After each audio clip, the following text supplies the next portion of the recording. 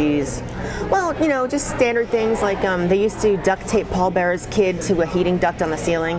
The, you know, Undertaker used to lift the kid up, put him on a heating duct, and somebody would go up and duct tape him up there, and the kid would be hanging from the ceiling like this. Of course, people would glue Halliburton shut. You know, the metal briefcase, they glue them shut. We were in Germany, I remember, and Owen Hart was the cheapest person you could ever meet.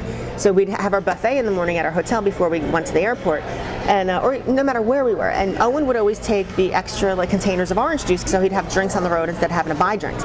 So he'd always have these 2 little duffel bags that he carried on. He never checked any baggage. He just carried on these 2 little duffel bags, and he had orange juice in each one. We get to the ticket counter, and Davey Boy is trying to convince the ticket person that the bags are too big to be carry-ons, and they have to check them. So, and Davey can convince anybody of anything. Davey had that way about him. And so basically the woman said, okay, we're going to have to check your bags. And Owen's freaking out because he's got containers of orange juice in his bags. And he's like, no, I carry them on every flight. And Davey's like, no, ma'am, those bags are too big to carry on the plane. I don't feel safe with that extra weight on the plane. So they check his bags. We go to baggage claim when we get to the airport, and all of a sudden the bags come off and orange juice is leaking out of all the bags, filled in his clothes, his gear, everything. So Davey used to rib people left and right like that. Davey was great at that. Because one thing I seriously miss about Davey Boy, because he was the best ribber, and I learned a lot of ribs from him. I've done my share of ribbing, believe me. I'll tell you about a van story in Canada. We had like a 2-week run in Canada in the Toronto area. And Canada sucked. I mean, there was nothing to do in the Toronto area of Canada. It's boring, like so boring. So 12 of us rented one of those big, long 12-person, you know, passenger vans. This big white van. It was brand new. You know, with the windows all around the sides. So it was, let's see, me, Chris, Billy Gunn, Bart Gunn, Davey Boy, Marty Jannetty, Dustin Rhodes. I'm forgetting some people because we had a full van. There's a few people I'm forgetting. And then Owen was always driven around the Toronto area by this Mark in this little minivan. So, and in Toronto you can buy anything. You can buy fireworks anywhere. So we stop at the store and we all stock up on fireworks.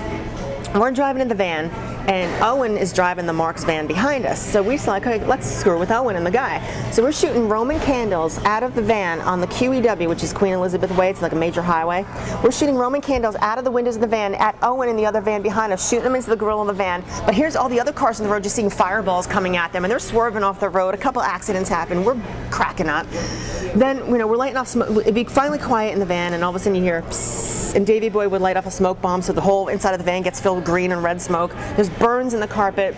We broke a passenger side window where it went down. It wouldn't roll up anymore, but it was winter. It was snowing. The middle bench, everybody was wrestling so much in the van that we broke the middle bench out of the floor, so we opened the window on the door on the highway and threw the bench out. Finally, after 2 weeks of destroying this van, we go back to return it.